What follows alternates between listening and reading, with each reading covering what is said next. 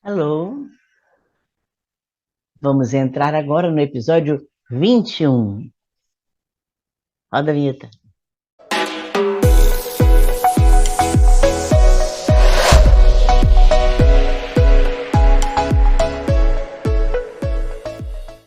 Nós vamos hoje falar sobre a educação pela dor. Como é que a gente pode se educar pela dor? Pois é, nós nos educamos pelo trabalho. Muitas vezes o trabalho é dolorido. Nós vamos falar agora o que é a educação pela dor. É uma coisa que realmente todos nós passamos, reclamamos, mas vamos aprender a lidar com a dor, a ver a importância da dor na nossa vida. Então, estamos aqui no episódio 21, Educação pela Dor. Às vezes vem nuvens negras mesmo na nossa cabeça, né? Trazendo uma confusão danada na nossa vida. E nós achamos que a gente devia passar a vida assim, sempre com coisa colorida, com o sol brilhando, com nuvens brancas no céu. A coisa não é muito por aí, não. Nós, às vezes, temos que lidar com as nuvenzinhas negras. As nuvens negras também vão fazer bem. Vamos aprender um pouco sobre isso. A dor é a atuação da lei de causa e efeito sobre as ações humanas no tempo. O que é isso? Causa e efeito.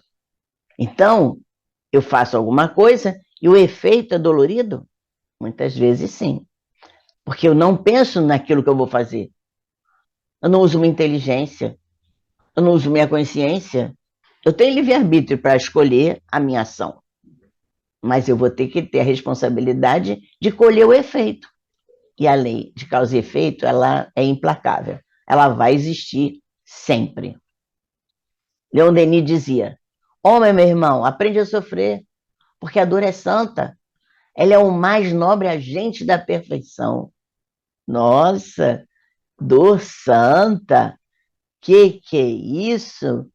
Se nós não tivermos a dor, então nós não chegaremos à perfeição? Na verdade, eu preciso aprender a ter a dor. Eu não preciso estar sofrendo pela dor. Se eu não sofro, ela não vai ser ruim. Agora, o problema é a vitimização, as lástimas. Eu não quero passar por nenhuma agrura na vida. Um dos caminhos escolhidos pelo espírito, em razão do livre-arbítrio, do aprimoramento moral, foi o sofrimento. Se eu estou indo para um aprimoramento moral e só escolho situações em que vai me dar problema, sou eu que estou escolhendo o caminho do sofrimento. Druida de Lorena. Druida de Lorena, nós já conhecemos, olha lá, Leon Denis. A história do mundo não é outra coisa mais que a sagração do espírito pela dor. O espírito vai alcançar uma posição sagrada, porque ele vai se burilando tanto através dos sofrimentos, dos intempérios da vida, das dores, que realmente vai se tornando um ser sagrado. Mas sem fazer apologia à dor, o sofrimento e a doença se apresentam como fator de aprimoramento do indivíduo. Claro, eu posso passar sem sofrimento? Posso, porque eu tenho que ter consciência que eu não posso olhar as dificuldades como sofrimento. Essa é a diferença. Dificuldade nós vamos ter, mas não há necessidade de eu ver aquilo como sofrimento. Eu vou me machucar em alguns momentos, mas aquilo ali é porque eu escolhi um caminho que deu aquela ferida. Agora, é inevitável a existência da dor na nossa vida. Por quê? Porque eu preciso entender, eu preciso abordar a dor sempre com equilíbrio e sabedoria, não com desespero, não com desarmonias de um modo geral. Vamos aprender a olhar para a dor? Aprende a conhecê-la. Aprecie a beleza austera. Entenda os seus secretos ensinamentos. Escuta a obra oculta que está ao seu redor. Olha que beleza que Leon Denis traz para a gente. Aprender a conhecer a dor. Olhar como ela, mesmo sendo austera, ela é bela. Como ela tem ensinamentos secretos para nos dar. Ela é uma obra que oculta vários processos de alcance de equilíbrio para o ser humano. Jesus, com o mesmo objetivo, ele falou: não peço que os tires do mundo, mas que o guardes do mal. Eles não são do mundo, como também eu não sou do mundo. Então, na verdade, ele está pedindo proteção às pessoas que vão se juntando umas às outras, mas ele não quer que a gente saia desse mundo de prova sem aprendizado. Porque ele sabe que nós não somos desse mundo. Como ele também não era desse mundo. O que nós temos que aprender é lidar com os intempéries do mundo. É lidar com esses altos e baixos do mundo. Ele mostrou que enquanto nós estivermos na carne, nós precisamos de amparo espiritual. Claro, é uma travessia árdua? É. Então, ele diz, pede aos guardiões, pede aos seus ajudantes, pede àquelas pessoas que estão nos protegendo, que nos guarde do mal. Ele pede amparo espiritual, mas não que tire do mundo, não para evitar que a gente cresça, porque se tirar do mundo nós não cresceremos. Quando é que a doença é um bem? Sócrates raciocinava em cima disso e dizia: a doença é um bem quando retém o indivíduo em seu leito, em seu lar, o faz pensar, meditar e refletir acerca do seu comportamento, dos seus hábitos, de sua postura em relação ao próximo, dos seus conceitos de vida. Essa é a imagem de uma pessoa que está lá trabalhando e, de repente, tem alguma coisa, ela vem para casa doente, vai fazer uma cirurgia, ou tem um abalo qualquer e está lá na cama e não pode trabalhar. Esse momento é para ela ficar refletindo. Só tem o céu, só tem o teto da casa para olhar? Tá. O que eu fiz? Como é que está meu dia? Como é que está o meu trabalho? Como é que está o meu relacionamento com meus colegas? E aí eu vou me aprimorando. André Luiz, no livro dele, chama isso de dor ajuda.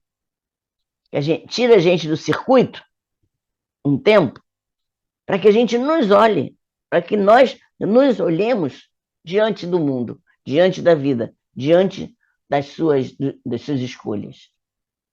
Então, se essas reflexões levam o homem à mudança, vamos abrandar nossas atitudes, vamos modificar, vamos criar novos hábitos.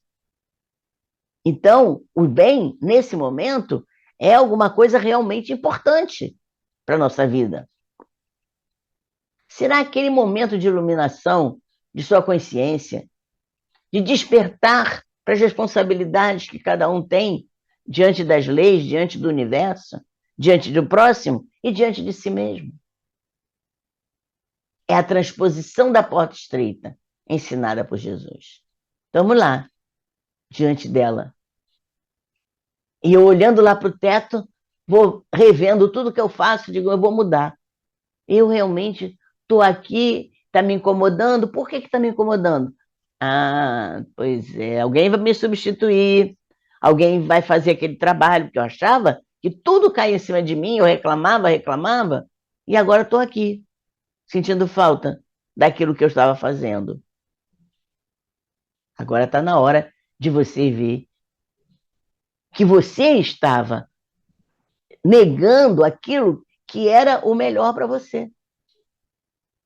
Aí você vai atravessando a porta estreita, saindo da porta das ilusões. Porque se você está sempre bem, se você não tem nenhum problema, você se acha o cara. Isso É uma ilusão. É a porta da ilusão do mundo que vai se abrindo e a gente vai achando que pode fazer tudo o que quiser. Nós encontramos os vícios, mau hábitos, atitudes equivocadas, prepotência, brutalidade, desrespeito. Desrespeito às leis, desrespeito aos outros. Mas eu tenho saúde. Eu posso fazer tudo, eu sou forte. Olha o meu corpo sarado. E não estou fazendo nada de bom para mim, nem para o universo e nem para o outro. Estou diante de quê? A porta larga.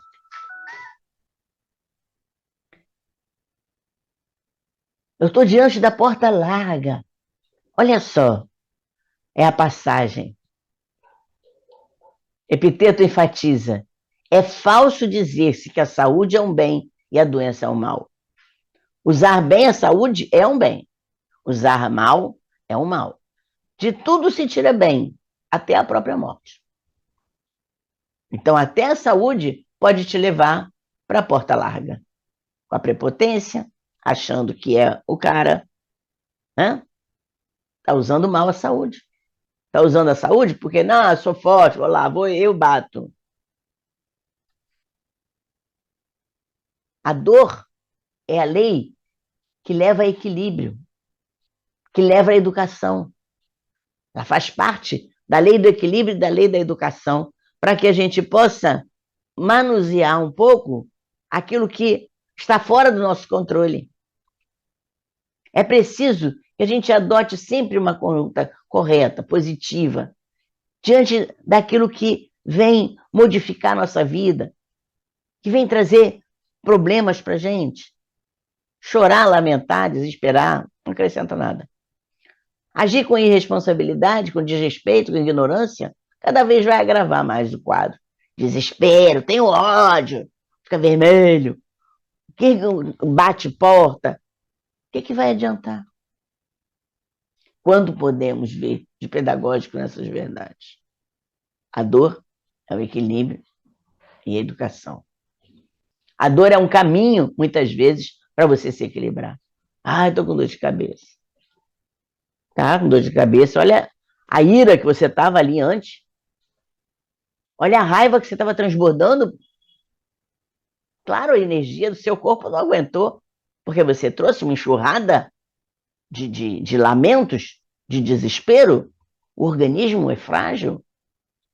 Seja mais responsável, tenha respeito por si mesmo, pelo menos, né? Digo-vos, não resistais ao mal, mas se qualquer te bater na face direita, oferece-lhe também a outra. Cara, as pessoas não aceitam isso, porque acham que oferecer a outra é dar a outra para ele bater de novo. Não é isso. Preservar o espírito, combatendo o mal, combatendo as viciações, preservando a saúde psíquica, promovendo o aprimoramento moral, as más tendências. É exatamente entender qual é a outra face. Aqui é a nobreza do espírito que mostra. Não é demonstração de fraqueza, não é covardia nem acomodação. Apenas é um espírito que mostra realmente que ele é superior. É uma atitude de coragem, uma atitude de educação. É sobrepor a razão à emoção. Pô, vontade de matar. Pô, mas eu conheço o sorriso. Eu tenho uma arma contra isso.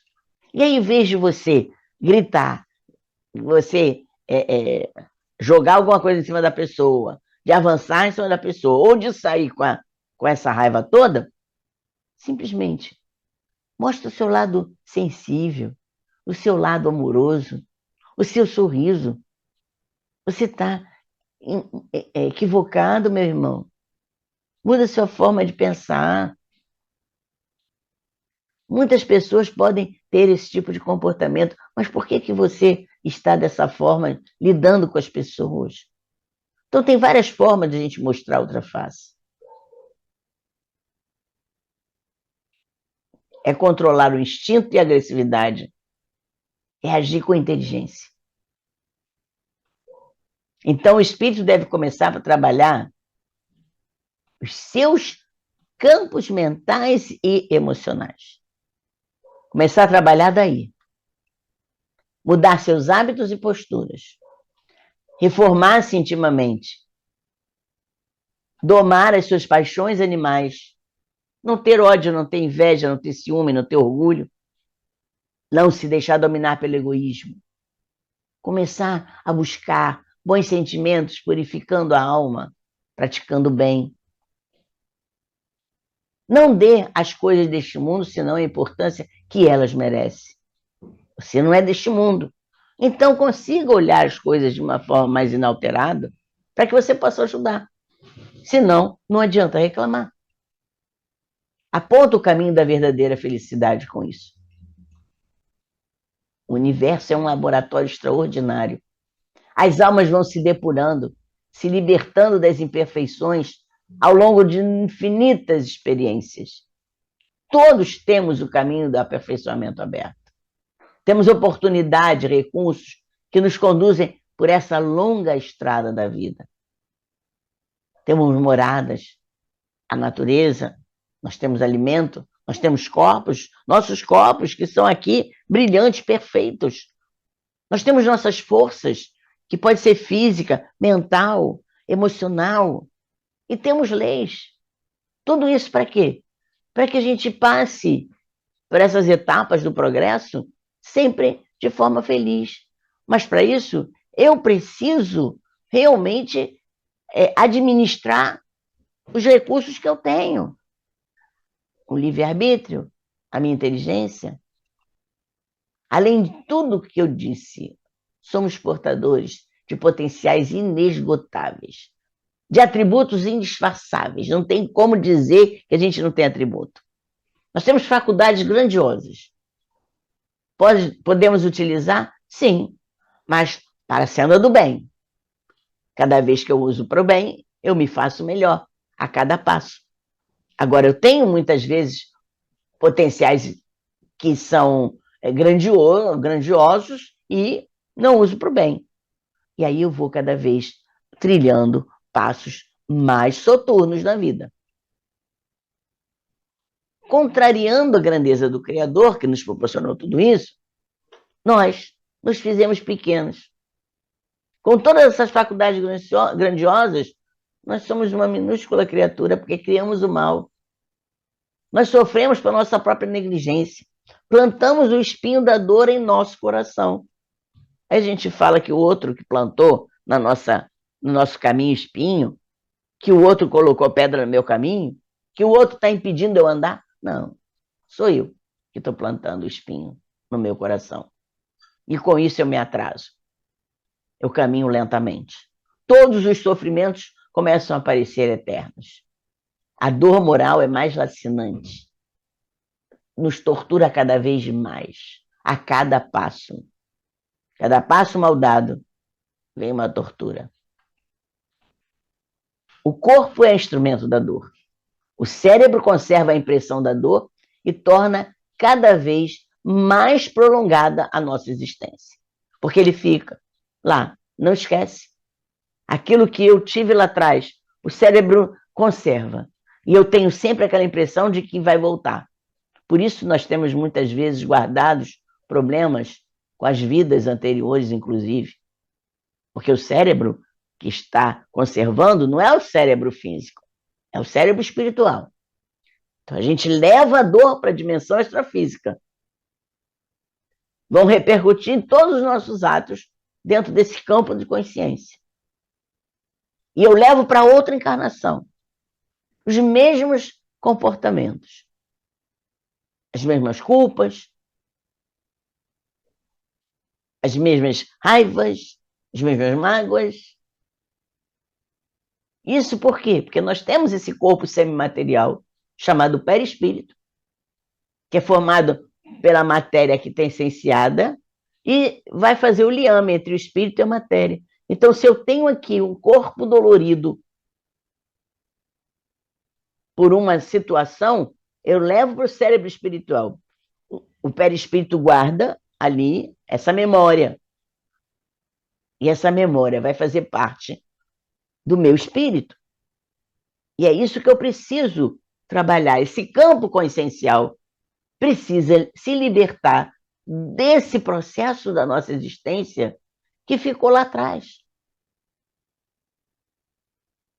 Kardec disse: os que sofrem é porque assim o quiseram e só devem queixar-se de si mesmos, tanto no outro mundo quanto neste.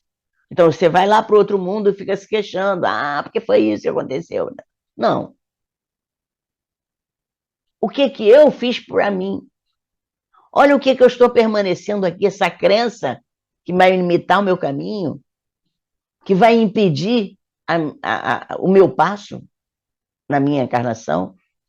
E quando eu revejo, eu ressignifico esse passado. Eu ressignifico essa dor que não é deste momento aqui, que é de uma outra existência, para olhar. Olha só, agora a dimensão é outra, o mundo é outro. Agora você age diferente para que essa dor se desmanche.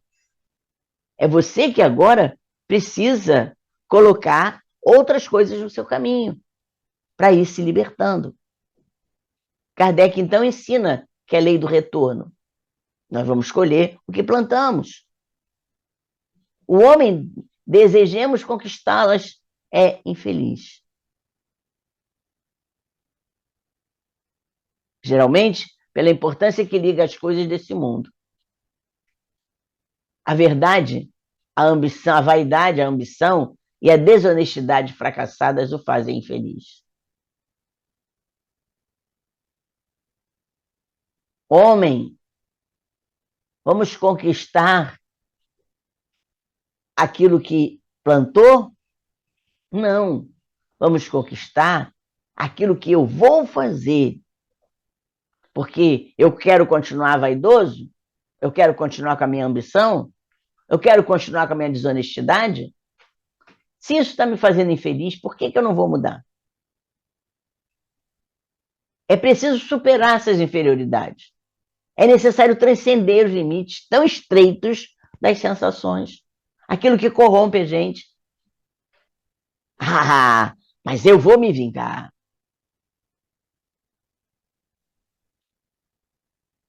Eu não vou suportar. Eu tenho uma mágoa contida aqui dentro. Vamos marchar olhando para o nosso pensamento, elevando os pensamentos. Conquistar, nos esforçar para chegar a esse destino grandioso. Conquistar o mundo, conquistar a felicidade. Essas altas esferas podem ser a nossa conquista amanhã. Por que não vamos desejar isso? Por que queremos ficar olhando para trás, amarrados, a rastros que não pertencem mais a gente? Nos escravizando? Vamos nos dirigir aos fins que estão aqui compostos na nossa trajetória. Os rios dirigem para o mar, não olham para trás. Mas nessa direção ele fecunda a terra, ele reflete o céu.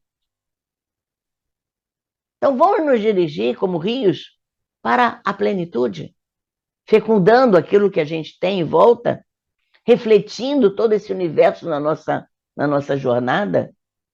Olha como seria poético isso. Eu estou aqui fecundando a terra, estou trazendo conhecimento, isso é fecundação. E estou mostrando a irradiação da beleza do céu no meu caminho, trazendo a luz, compactuando a luz do universo com todos aqueles que estão no meu caminho. Por que você não pode ser uma pessoa assim? Por que você se acha tão inferior que não pode crescer, que não pode transcender, que não pode iluminar o caminho? Pode sim, todos nós podemos. Todos nós temos a luz. Todos nós temos o divino dentro de nós.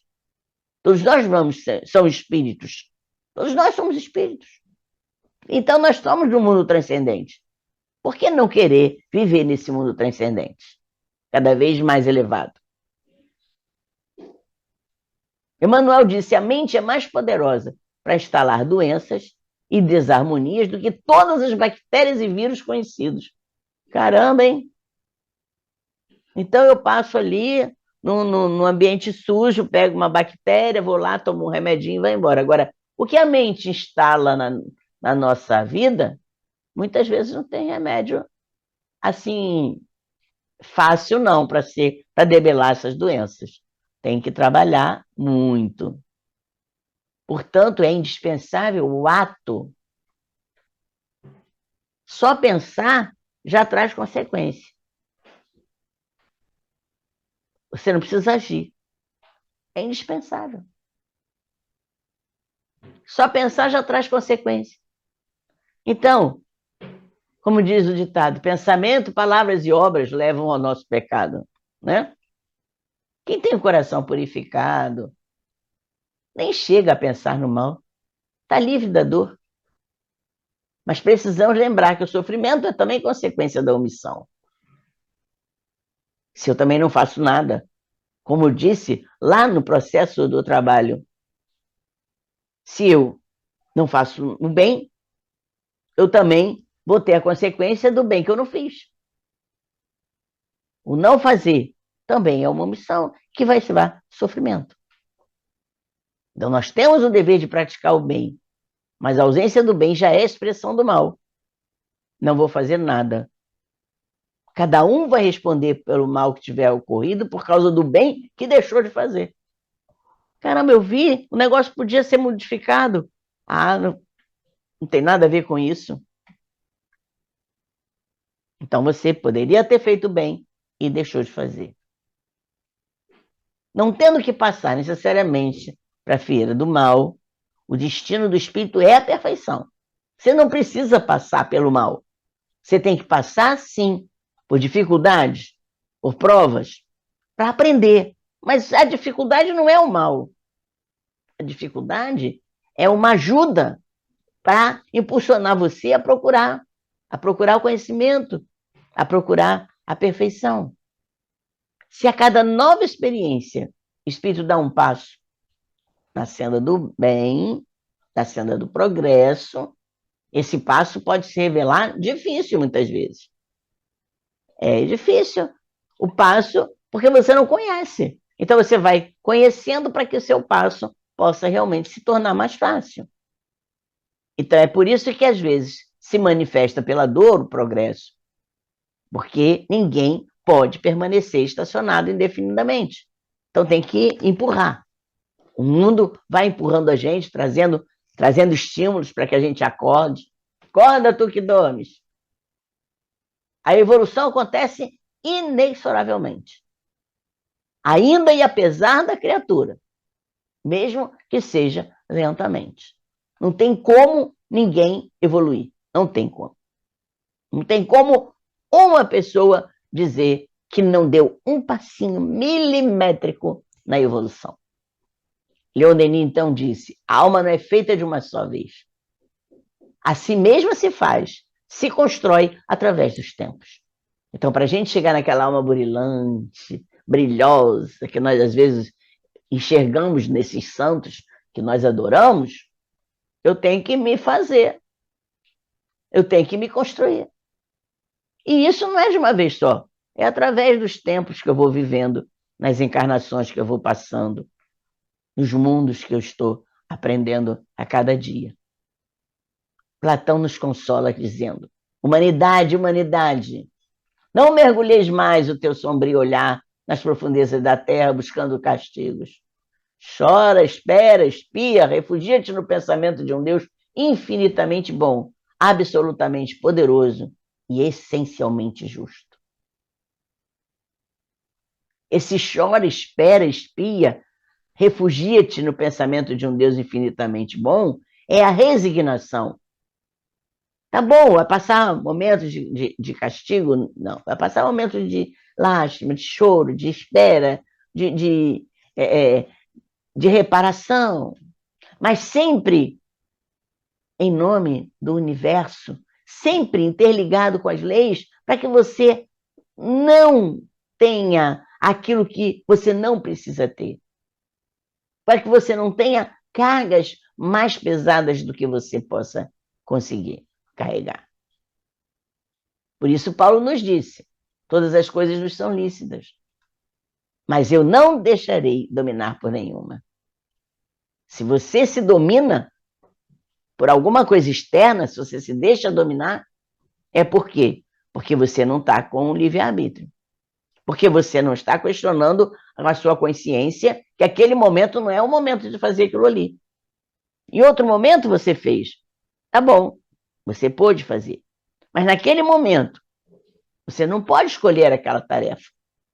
Por isso você precisa ter a consciência. Não se deixar dominar revela então a condição do espírito livre, verdadeiramente livre, porque a razão prevalece. Ele está livre de qualquer influenciação inferior. Ele está despojado de condicionamentos, amarras, tanto no campo intelectual como no campo afetivo. Não se influencia por nada. Huberto Rodin disse: o sofrimento é um grande escultor. Trabalha a alma cuidadosamente. Alinha delicadamente os pontos dispersos do corpo espiritual em desajuste. Burila as potencialidades do espírito com um rigor estético e científico. Não tem como escapar. É aquele rigor estético, tem que ser dessa maneira. O nosso espírito tem uma conformação. Então o sofrimento tem que voltar a reajustar, porque muitas vezes nós dilaceramos esse espírito. Coloca o espírito em culminâncias para seu destino, que é onde nós vamos chegar. E o empenho do tempo, o empenho da ação das leis naturais a favor do espírito, é exatamente lidar com esses intempéries para ir colocando no nosso caminho esse fator de esculpir o nosso destino. É uma ação sutil, imperceptível. Se nós olharmos mais de perto. Mas quando examinada à distância, a gente vai ver realmente, pela nossa razão, olhando o contexto como um todo, se não tivesse acontecido isso na minha vida, eu hoje não teria isso, eu hoje não seria dessa maneira, eu hoje não olharia o mundo de outra maneira. Vamos examinar nossos sofrimentos antes de chorar, antes de sofrer, antes de se desesperar. Somos, sem dúvida, herdeiros de nós mesmos. Sem dúvida, somos herdeiros de nós mesmos. Somente o espírito educado é capaz de manter o controle de suas próprias forças, de suas paixões, de suas emoções. E ele vai revelar a educação ao reconhecer que é preferível a dor da renúncia, a dor do arrependimento. Então é preferível dizer assim, não, isso eu não posso fazer mais, do que amanhã fazer de novo e amanhã, puxa vida, de novo eu errei. Para que isso? Porque eu não quis renunciar àquele fator, aquele brilho, aquela corrupção que veio na sua vida. Jesus não sofreu na cruz por necessidade do espírito de si mesmo. Nada mais tinha a aprender em mundos inferiores como a Terra. A dor, o seu sofrimento, veio pela humanidade, para ensinar. O que ele ensinou para nós? Como que ele sofreu? De uma forma resignada, de uma forma suave, branda. Ele sabia. Quando nós já sabemos, não tem jeito, é isso que eu tenho que viver. Errei aqui, então vou ter que consertar agora aqui. Sem lástima, sem irritação, sem descabelamento. Apóstolo João, ele nos traz este grande ensinamento. Se o Cristo partiu sangrando em feridas tão dolorosas, não temos o direito de acompanhá-lo sem cicatrizes. Jesus disse